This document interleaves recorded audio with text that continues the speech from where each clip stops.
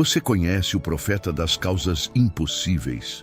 Um homem que fez o ferro flutuar, curou um general leproso, ressuscitou um menino morto e, mesmo depois de morrer, ainda realizou milagres com seus próprios ossos. Seu nome é Eliseu. E sua história não é apenas um relato do passado longínquo.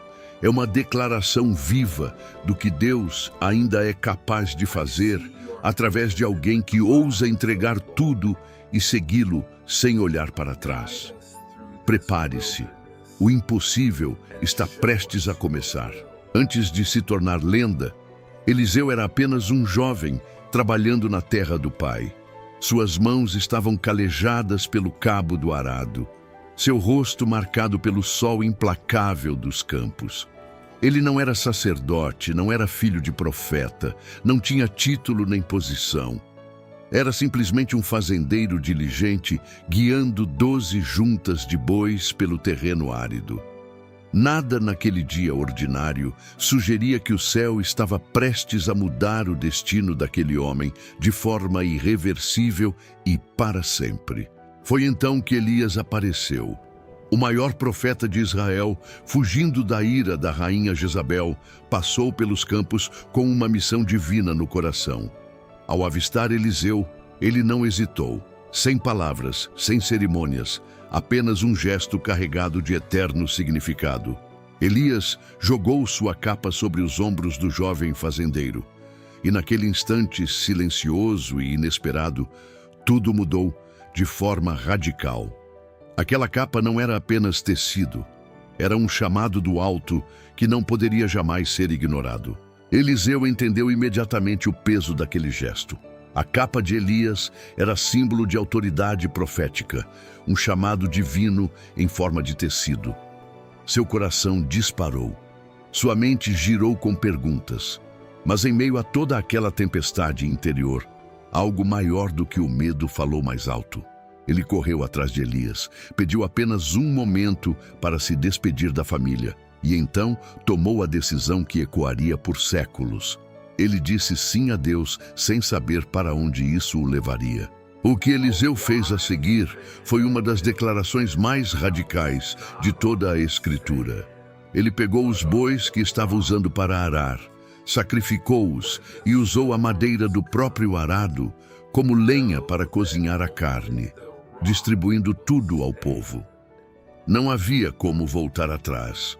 Com um único ato simbólico, ele queimou sua antiga vida, seu sustento, sua segurança, sua identidade anterior. Era um adeus irreversível e definitivo, e um olá completamente entregue ao chamado de Deus. Os anos que se seguiram foram anos de aprendizado intenso ao lado de Elias. Eliseu observava cada palavra, cada gesto, cada confronto do mestre. Ele viu Elias desafiar reis e derrotar centenas de falsos profetas no Monte Carmelo. Aprendeu que a fé verdadeira não recua diante do poder humano. Absorveu a coragem de falar a verdade, mesmo quando a verdade é perigosa. E enquanto servia, crescia. Enquanto aprendia, era moldado. O fazendeiro estava sendo transformado no porta-voz de Deus. Quando o momento final de Elias se aproximou, o velho profeta testou repetidamente a determinação de seu discípulo. "Fique aqui", ele dizia. Mas Eliseu respondia com firmeza inabalável: "Como o Senhor vive, eu não te deixarei." Em Betel, em Jericó, nas margens do Jordão, 3 vezes o teste, 3 vezes a mesma resposta. Porque Eliseu entendeu algo que muitos perdem.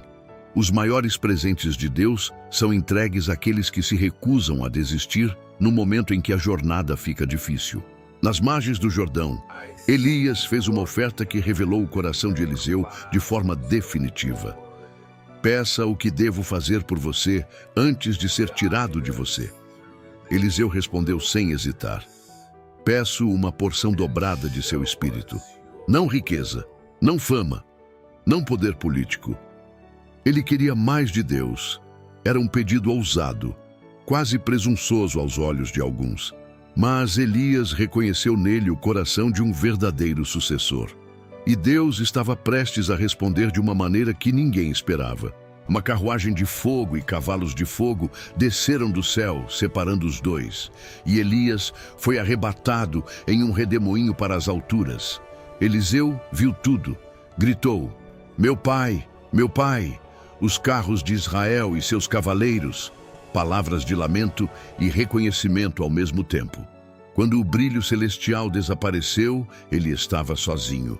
Mas no chão, à sua frente, estava o manto de Elias, e com ele uma herança sobrenatural esperando para ser assumida por quem havia permanecido até o fim. Eliseu pegou o manto, voltou ao rio Jordão e fez o que precisava ser feito. Golpeou as águas e declarou: onde está o Senhor, o Deus de Elias? As águas se abriram. Ele cruzou em terra seca. E os filhos dos profetas que observavam de longe disseram uns aos outros: o espírito de Elias repousa sobre Eliseu. Eles se curvaram diante dele. A confirmação havia chegado. O fazendeiro que jogou seu arado no fogo agora caminhava com a autoridade do céu. E o impossível estava apenas começando.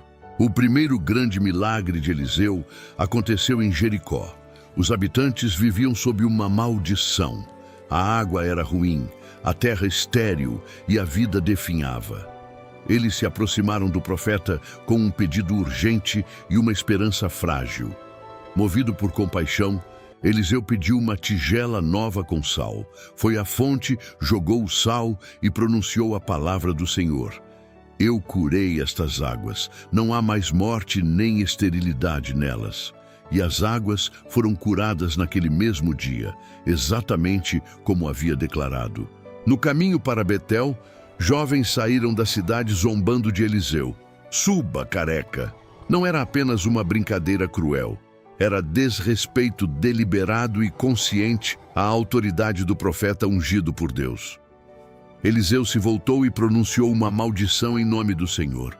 2 ursos saíram da floresta e atacaram 42 deles. O incidente é severo, mas ensina algo que muitos esquecem. A unção divina não é objeto de escárnio. Ela exige respeito profundo e reverência genuína. A fama de Eliseu se espalhava e junto com ela chegavam os impossíveis. Uma viúva desesperada bateu à sua porta. Seu marido havia morrido cheio de dívidas e o credor estava vindo para levar seus 2 filhos como escravos. Ela não tinha nada em casa, além de uma pequena botija de azeite. Uma gota de esperança num oceano de desespero.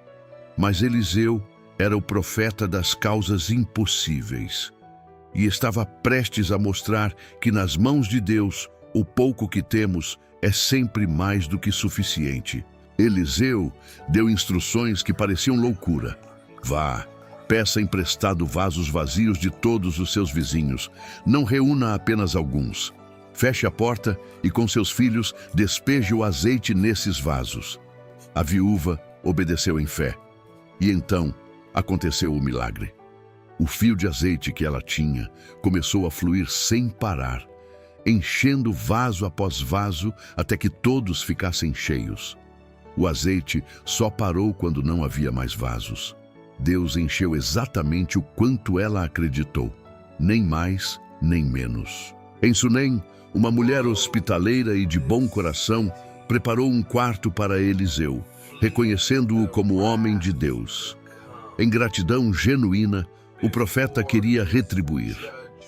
Ao descobrir que ela não tinha filhos e seu marido era idoso, Eliseu fez uma promessa que soou impossível. Por volta desta época, no próximo ano, você abraçará um filho. A mulher mal conseguia acreditar, mas a palavra de Deus nunca falha, e o filho nasceu exatamente no tempo que o profeta havia determinado. Anos depois, uma tragédia devastou aquela família. O filho da sunamita adoeceu e morreu. A mãe, em silêncio e determinação, colocou o menino morto na cama do profeta e foi buscar Eliseu no Monte Carmelo. Ela não anunciou a morte para ninguém. Quando o servo de Eliseu perguntou se estava bem, ela respondeu: está bem. Era fé em estado bruto. Ela não foi reclamar ao mundo. Foi diretamente à fonte do milagre, porque sabia que o profeta das causas impossíveis não a decepcionaria. Eliseu enviou seu servo Geazi na frente, mas a mãe recusou-se separar do profeta, e Eliseu foi pessoalmente. Ao chegar e encontrar a criança morta, ele fechou a porta, se estendeu sobre o corpo, colocou sua boca sobre a boca, seus olhos sobre os olhos, suas mãos sobre as mãos, e orou com intensidade. O menino espirrou 7 vezes e abriu os olhos. A morte havia sido derrotada mais uma vez. O impossível havia acontecido, novamente, pelo mesmo Deus que não conhece limitações. Em Gilgal, durante uma fome severa, ervas venenosas foram colocadas num ensopado preparado para os filhos dos profetas. Ao primeiro gole, eles gritaram: "Morte na panela!" Eliseu pediu farinha, jogou na panela e declarou: "Sirvam ao povo. Não há mais nada de ruim nela." Com um punhado de farinha, o veneno foi neutralizado. Esse é o padrão do ministério de Eliseu. Deus usando o simples para realizar o extraordinário e transformando o perigo em provisão com uma única palavra de fé. Logo depois, um homem chegou trazendo 20 pães de cevada e espigas frescas. Eliseu ordenou: "Dê ao povo para que coma." Seu servo protestou: "Como posso colocar isso diante de 100 homens?" Mas Eliseu repetiu com calma absoluta: "Dê ao povo, pois assim diz o Senhor: eles comerão e sobrarão." E foi exatamente isso que aconteceu. 100 homens comeram e ainda sobrou. Séculos antes de Jesus multiplicar pães às margens do mar, Eliseu já mostrava que o Deus da abundância não conhece escassez. O maior teste do ministério de Eliseu veio na forma de Naamã, general do exército sírio, homem de imenso poder, mas coberto de lepra. Uma jovem escrava israelita capturada em guerra foi quem apontou o caminho. "Há um profeta em Israel que pode curar meu senhor." A mais fraca das vozes, carregando a mensagem mais poderosa do mundo. Naamã ouviu. Partiu com cartas reais, carroças de presentes e toda a pompa de quem está acostumado a ser recebido com reverência e cerimônia. Quando Naamã chegou à casa de Eliseu, o profeta nem saiu para cumprimentá-lo. Mandou um mensageiro com instruções simples: "Vá e lave-se 7 vezes no Rio Jordão." Naamã ficou furioso.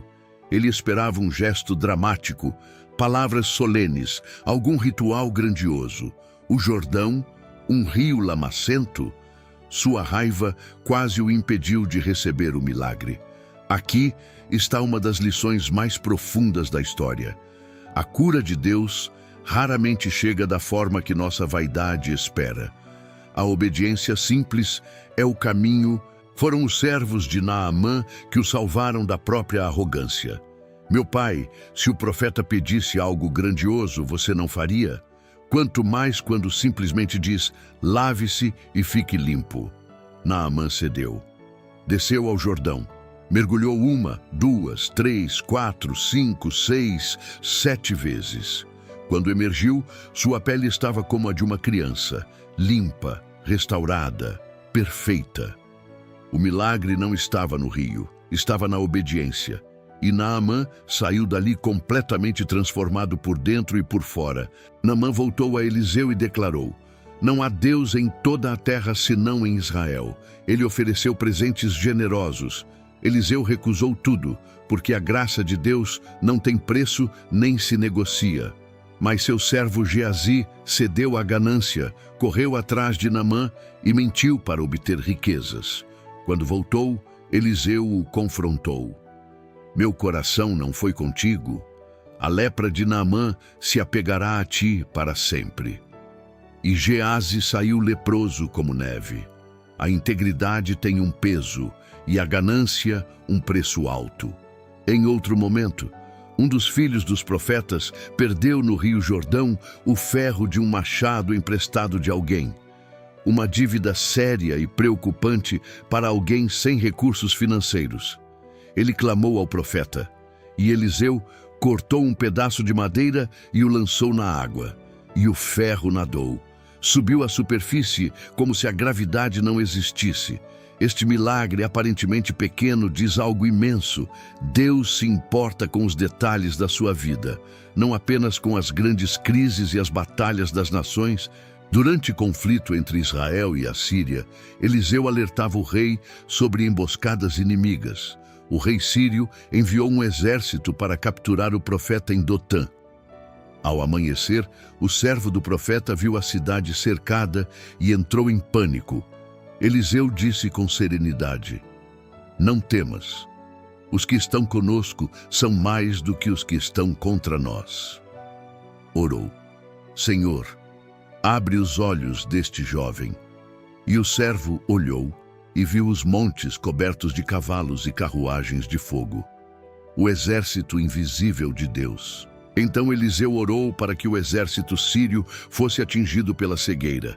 Deus atendeu. O profeta guiou esse exército cego até Samaria. Quando os olhos deles foram abertos, se viram prisioneiros na capital de Israel. O rei quis matá-los, mas Eliseu ordenou: "Sirva pão e água e depois os mande embora." O ato de misericórdia teve impacto profundo. Os sírios não fizeram mais incursões contra Israel. Uma simples refeição conquistou o que nenhum exército havia conseguido antes. Mais tarde, o rei da Síria sitiou Samaria com um exército implacável. A cidade entrou em colapso total. A fome chegou a níveis inimagináveis. Foi nesse desespero que Eliseu fez uma das profecias mais ousadas do seu ministério. "Amanhã, a esta hora, haverá fartura em Samaria." Um oficial da corte riu da promessa. Eliseu respondeu com frieza: "Você verá com seus próprios olhos, mas não comerá disso." Deus nunca falha. A questão sempre é se vamos acreditar antes ou somente depois. O cumprimento veio pelos personagens menos prováveis. 4 leprosos que não tinham nada a perder. Eles decidiram se render ao exército sírio e encontraram o acampamento completamente vazio. Deus havia feito os sírios ouvirem o som de um exército imenso se aproximando e eles fugiram em pânico, deixando tudo para trás. Comida, ouro, cavalos, tendas. A profecia de Eliseu se cumpriu ao detalhe. O oficial que duvidou foi pisoteado até a morte no portão. Deus não falha. Perto do fim de sua vida, Eliseu estava em seu leito de morte. O rei Joás desceu até ele em lágrimas e declarou: meu pai, os carros de Israel e seus cavaleiros." As mesmas palavras que Eliseu havia dito quando Elias foi arrebatado décadas antes. O ciclo se fechava de forma poderosa. Mesmo moribundo, o profeta ainda tinha uma mensagem para entregar. Pediu ao rei que pegasse um arco, colocou suas mãos velhas sobre as mãos do rei e declarou: "A flecha da libertação do Senhor." Depois, mandou o rei golpear o chão com as flechas. Joás golpeou 3 vezes e parou. Eliseu ficou indignado. "Você deveria ter golpeado 5 ou 6 vezes. Então teria destruído a Síria completamente. Mas agora você a golpeará apenas 3 vezes. A resposta incompleta do rei limitou suas vitórias. Era o último e mais poderoso ensinamento de Eliseu. A medida da nossa obediência determina a medida da nossa vitória. Deus não pode dar além do quanto estamos dispostos a receber com fé. Eliseu morreu. Foi enterrado. Mas sua história não havia terminado. Durante uma incursão inimiga, homens que estavam enterrando um morto jogaram o corpo no túmulo de Eliseu em pânico repentino. E quando o corpo do homem tocou os ossos do profeta, ele reviveu, levantou-se e ficou de pé diante de todos. Um morto ressuscitado pelo simples contato com os ossos do profeta falecido. A unção de Deus era tão real e tão poderosa que nem a morte conseguiu apagá-la por completo. A vida de Eliseu é um mapa do impossível. Água purificada, azeite multiplicado, lepra curada, exércitos derrotados, mortos ressuscitados. Tudo por meio de um fazendeiro que um dia estava arando a terra e disse sim quando o céu chamou. Não era um super-herói. Não tinha talentos extraordinários. Tinha algo mais raro: disponibilidade total e uma fé que não recuava diante do impossível. Porque ele conhecia pessoalmente o Deus para quem o impossível simplesmente não existe. E você? Qual é o seu impossível hoje? Qual é a situação sem saída, a dívida impagável, a doença que não cede, o sonho que parece definitivamente morto para você? A vida de Eliseu nos ensina que Deus não escolhe os capacitados, Ele capacita os escolhidos. Que a obediência simples e total abre o que a habilidade humana jamais conseguiria. Você não precisa ter tudo resolvido para começar.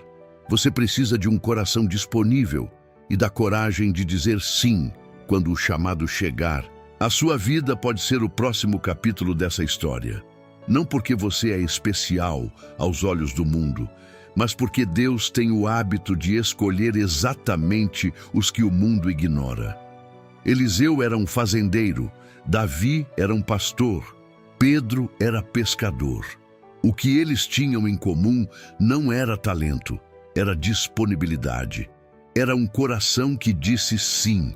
E quando Deus encontra esse coração, o ordinário se torna extraordinário. O impossível se torna realidade. O comum se torna eterno. A história de Eliseu não terminou com sua morte. E a sua também não terminará nas circunstâncias que você enfrenta hoje. O mesmo Deus que multiplicou o azeite, abriu os olhos do servo e ressuscitou mortos, ainda age, ainda chama pessoas comuns para vidas extraordinárias. Se essa história tocou sua alma, inscreva-se no canal, curta este vídeo e compartilhe com alguém que precisa lembrar que o Deus do impossível ainda está no trono. Ele nunca para, Ele nunca falha, Ele reina.